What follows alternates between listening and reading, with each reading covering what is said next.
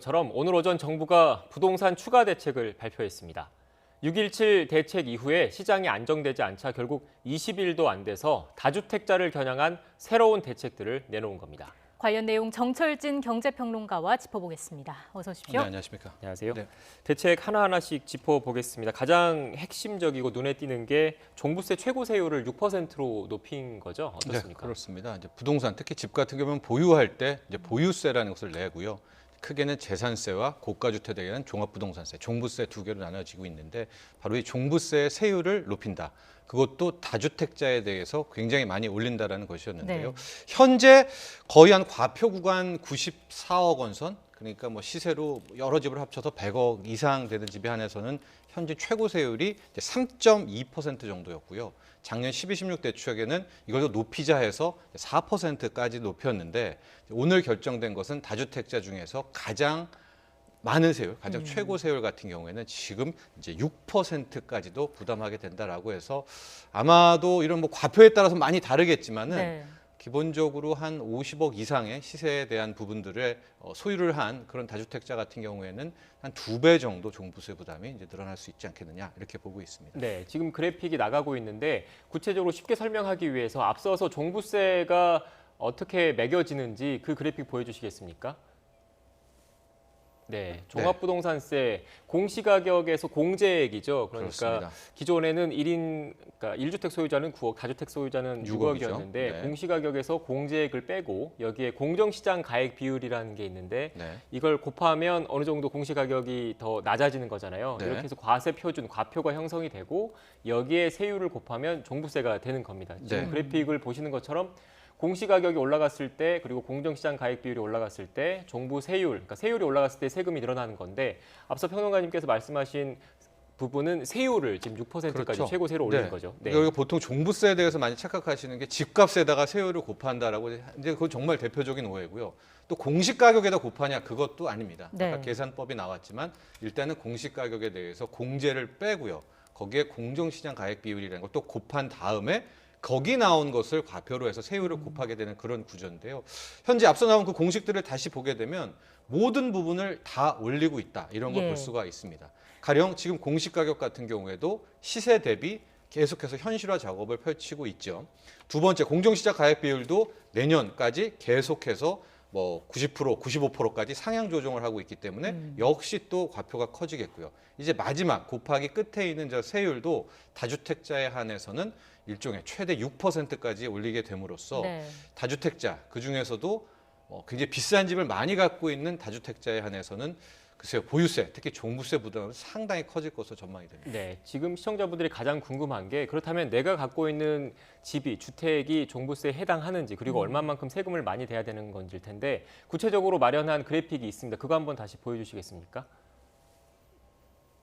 네, 보시고 한번 설명을 해주시죠. 시가 기준, 그러니까 시가와 공시가가 다른 거잖아요. 다릅니다. 네. 그러니까 맨 왼쪽에 공시가는 천차만별이고 조금 차이가 있어서 또 시세로 하면 오히려 좀 이해가 빠를 것 같아서 시세로 준비를 했는데요. 네. 일단은 시세 대비 이제 다주택자 기준이고요. 1주택자는 또 다릅니다. 1주택자 같은 경우에는 한 시세 12억 5천만 원 이하는 종부세라는 걸 내지를 않습니다. 그러니까 재산세만 내는 것이고요. 1주택자는 한 12억 기준으로 해서 그 이상이 될 경우에는 이제 조금씩 낮은 세율부터 종부세를 내는 것이고요. 지금 표는 다주택자 기준입니다. 다주택자로 뭐 두 채, 세 채를 합쳤을 때 시가가 12억이 넘게 된 경우에 현재는 이제 0.6%에서 개정을 할 경우에는 1.2%로 늘어나게 되는. 그러니까 다주택자 같은 경우에는 상당 부분 저 종부세에 대한 부담들이 커지고 있는 그런 것을 알 수가 있겠죠. 네. 예. 그렇다면은 이제는 다주택자들이 집을 내놓을지를 봐야 하는데 잠시 뒤 저희가 뭐 자세히 짚어보겠습니다만은 양도세까지 높아진 상황에서 매물이 나올 수 있을 것인가? 그렇죠. 예. 양도세는 현재까지는 그러니까 법이 바뀌기 전에는 이제 다주택자에 한해서 2주택자는 기존 양도세에서 10% 포인트를 더 중과하고요. 그다음에 3주택자 이상은 20% 포인트를 더 중과를 합니다. 예. 그러니까 보통 양도세가 최대 뭐 한 6%에서 40% 움직인다라고 하면 이 3주택자 이상 같은 경우에는 한 62%를 지금 이제 내게 되는 데거든요. 그러니까 현재도 이제 상당히 큰데 지금 이제 당장 적용은 되지는 않지만 지금 내년부터는 그것을 또 10% 포인트씩 더 올려서 중과를 하겠다라는 게 오늘 나온 방침인 겁니다. 네. 그러니까 다주택자 입장에서는 종부세도 일단 올라갔고요. 양도세도 중과 같은 경우가 지금 거의 30%포인트, 3주택 이사는 30%포인트가 되고 있기 때문에 현실적으로 현재 뭐 부동산 팔아서 최고 세율이 기존까지는 62%였거든요. 왜냐하면 42%다 채우고 거기에 중과 20% 맞으면. 네. 근데 내년 6월 1일부터는 30%포인트가 또 중과가 되니까 72%를 이제 세금을 내야 되는 거예요. 그러니까 10억 벌었다라고 하면 이 최고 세율을 맞게 되면 7억 2천만 원은 세금으로 내야 되는, 그러니까 거의 상당히 큰 양도세 부담이라고 볼 수 있겠죠. 네, 이름- 연장선상에서 네. 보유세를 올린 거지 않습니까? 보유세를 올린 게 집을 실거주 목적의 주택 아닌 거는 팔아라, 시장에 팔아라는 의미에서 보유세를 올린 건데, 종합부동산세를 올린 건데 네. 양도세까지 이렇게 올라가면 오히려 그 물건을, 그러니까 아파트를 팔 때 네. 세금을 많이 내야 되니까 매물 잠김 현상이 나타나는 것 아니냐, 연장선상에서 그렇게 생각할 수도 있을 것 그렇습니다. 같은데요. 그래서 현재 부동산 정책을 바라보는 두 축이 있어요. 그러니까 한 가지 축은 바로 그런 방식이죠. 보유세는 최대한 높이자. 현재 우리가 뭐 OECD 대비도 거의 한 뭐 4분의 1, 뭐 5분의 1 수준, 선진국 대비는 7분의 1, 뭐 8분의 1 수준으로 낮습니다. 그러니까 보유세를 굉장히 현실화하되 양도세 같은 경우에는 어느 정도 탈출구를 줘서 낮춰주게 되거나 아니면 한시적으로 뭐 중과를 폐지한, 요번에 같은 경우에 6월 말까지 양도세 중과를 한번 면제해 준 적이 있었죠. 그런 식으로 하면 못 견디는 다주택자가 물량을 던질 것이 아니냐. 그러면서 물량이 쌓이면 수요 공급의 원칙에 의해서 가격이 떨어지는, 그러니까 이런 식으로 집값 안정을 바라보는 이제 그런 주장도 있는 반면에 현재 정부는 그런 것도 용납할 수 없다. 네. 그러니까 갖고 있을 때도 세금을 많이 내야 되고 다주택자는 팔 때도 그동안에 번 수익은 다 세금으로 내야 된다. 이걸 강력하게 해서 다주택자들을 압박을 하고 이걸 못 견디는 다주택자들이 물량을 내놓게 하는 이제 이런 방식을 선택을 한 건데, 이것은 정책적 결단이죠. 그러니까 현재 문재인 정부는 그런 방식을 택한 것이고 그것이 과연 부동산을 안정화시킬 수 있냐 없냐는 이제 앞으로 판단을 받게 되는 그런 구조인데, 말씀하신 대로 이제 어떤 퇴로에 대한 부분에 대한 주장을 하는 의견도 분명히 존재한다는 걸 전해드립니다. 네. 자, 그리고 적지 않은 논란이 있었던 임대 사업자에게 줬던 세제 혜택 관련 얘기도 좀 해보겠습니다. 대폭 그렇습니다. 많이 바뀌었습니다. 그런데 결과적으로 진짜 쟁점이 됐던 소급 적용에 대한 부분은 일단은 그러니까 적용 안 하기로 결정해 놨다는 말씀을 먼저 드리고요. 이제는 이제 그동안에 4년 단기 임대, 뭐 8년 장기 임대, 10년 이런 네. 것들을 사실상 폐지를 하고요.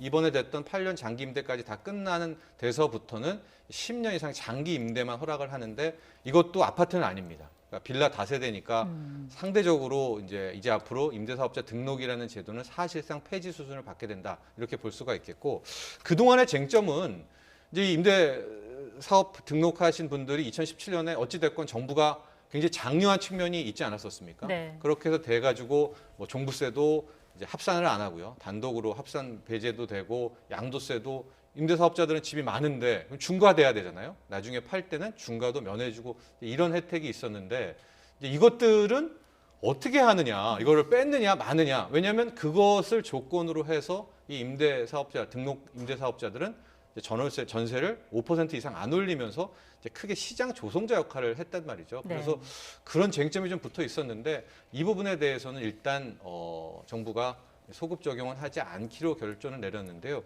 한 가지 좀 더 정부가 명확히 해야 될 부분이, 이제 기존에 임대 사업자 등록을 했단 말입니다. 근데 이분들이 이제 중간에 해지될 때는 과태료 3천만 원을 면해주겠다라는 이제 얘기는 했어요. 그러니까 고혜택인지, 근데 이 사람들이 이제 양도세는 만약에 그러면은 했다가 이번에 빠지면 중과 부분은 하는 건지 마는 건지에 대한 부분도 좀 한 번 더 설명을 해주면은 굉장히 좀 명확해질 것 같습니다. 네. 앞서 양도소득세, 종합부동산세 다뤄봤는데 취득세도 강화된 것 같습니다. 그 내용도 설명해 주시죠. 그렇죠. 이제 부동산 집 살 때 세금 3개 붙는다고 하죠. 딱 살 때 취등록세, 그러니까 취득세가 붙게 되는 것이고요. 갖고 있을 때 재산세와 고가주택에는 종부세가 붙게 되고, 팔 때 양도소득세가 붙게 되는데, 방금 말씀하신 부분은 최초 들어가게 되는 취득세 부분에 대해서 이제 인상이 있는데요. 2주택자 같은 경우에는 거의 8% 가까이로 이제 그 소위 말하는 개정이 됩니다. 근데 저것도 가액에 따라 달라요. 뭐 9억 이상, 9억 이하로 이제 다르게 되고, 네. 당차 얘기가 나왔던 것은 뭐 9억, 12억 이상에 대해서는 취득세를 12%까지 올려야 된다 뭐 이런 얘기들이 있었는데 그것은 이제 아니었고요. 대신에 3주택자, 4주택자 같은 경우에는 12%까지 가게 되는.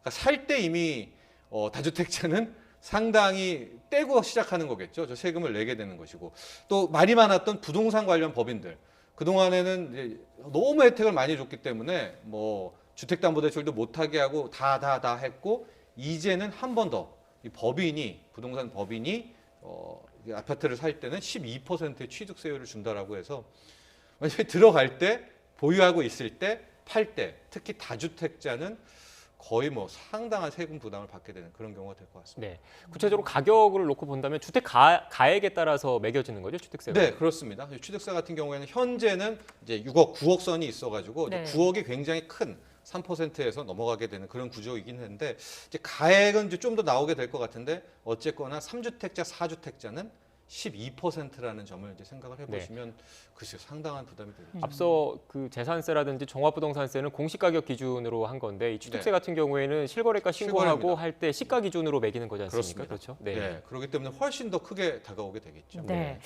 이 내용도 짚겠습니다. 실수요자들을 위한 주택 공급 확대 방안도 나왔는데 여기도 네. 설명을 해주시죠. 이것도 이제 내용이 많습니다. 반면에 이제 아까 취득세 연장선을 얘기하면 뭐 생애 최초 이 주입하는 분들에 한해서는 또 취득세를 경감해주거나 반으로 깎아주는 것도 일단은 크게 실수요자를 위한 대책이다 이렇게 볼 수가 있을 것 같고요. 네. 이제 생애 최초 특별 공급을 이제 확대하겠다. 저게 무슨 내용이 포함이 되냐면 무주택자가 최근에 이제 주택을 살 때 공공주택 같은 뭐 국영주택, 공공택지 같은 경우에는 특별 공급 물량을 따로 빼놨거든요. 근데 이제는 민영주택, 그러니까 민간 아파트에서도 무주택자만 따로 받을 수 있는 라운드가 펼쳐지는 게 한 7% 물량을 떼어놔야 되는 그런 부분이 있었고요.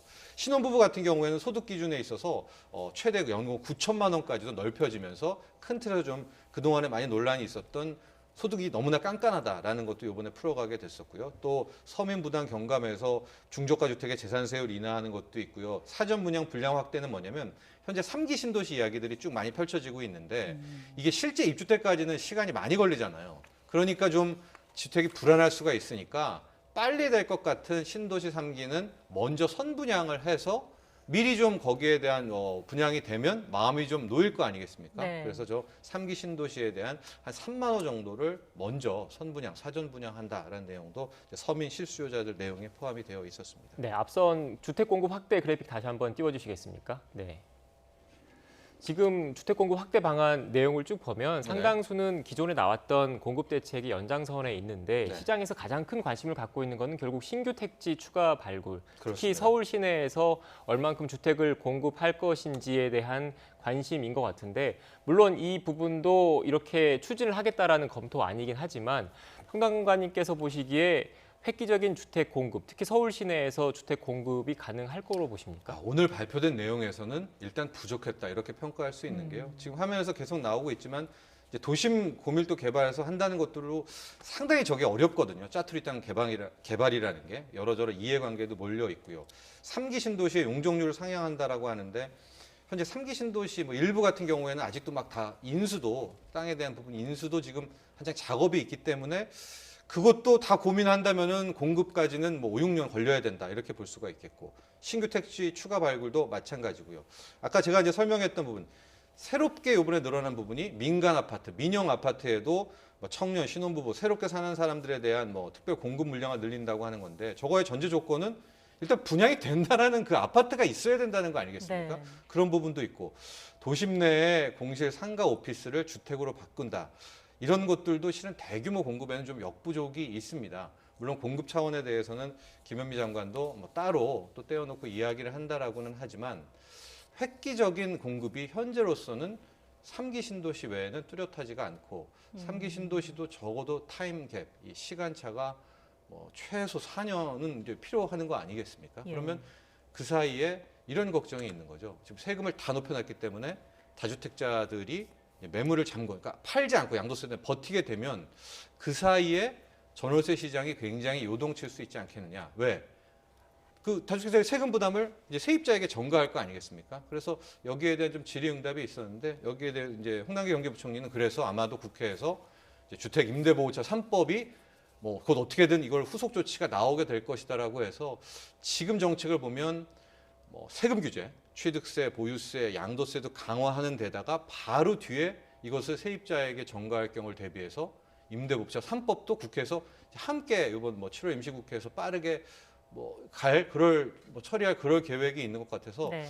당분간에 계속되는 이 부동산의 이 규제들을 또 지켜봐야 될 것 같습니다. 네, 마지막으로 앞서 국회 말씀하셨는데 앞서 이런 내용들 세율 강화들도 결국 법으로 정해져 있는 거기 때문에 그 소득세법이라든지 이런 게 다 그러니까 법 개정이 필요한 사항인 거죠. 네, 그렇습니다만 현재 뭐 여당의 이 뭐 의석수를 봐서라도 통과가 될 것 같지는 않고요. 다만 이제 일부 좀 착각하는 게 뭐 속보, 단독 그래서 어떤 의원들이 뭐를 입법 발의했다라고 해서 정말 강력한 그런 막 대책들이 있어요. 뭐 1주택자도 집 한번 전세 주면은 뭐 비과세 빼준다든가 이것은 그러니까 된다라는 게 아니라 네. 그런 것들을 주장하는 국회의원이 있다 이렇게 파악하시면 될 것 같고 오늘 논의된 내용도 적어도 이것이 실제 입법화되는지 같은 것들도 계속해서 지켜보시고 또 전해드리도록 하겠습니다. 네, 정부의 후속 대책에 이어서 국회 차원의 입법 논의도 있을 것 같은데요. 관련된 내용 꾸준히 계속 지켜봐야 될 것 같습니다. 지금까지 정철진 경제평론가와 함께 관련된 내용 들어봤습니다. 오늘 말씀 고맙습니다.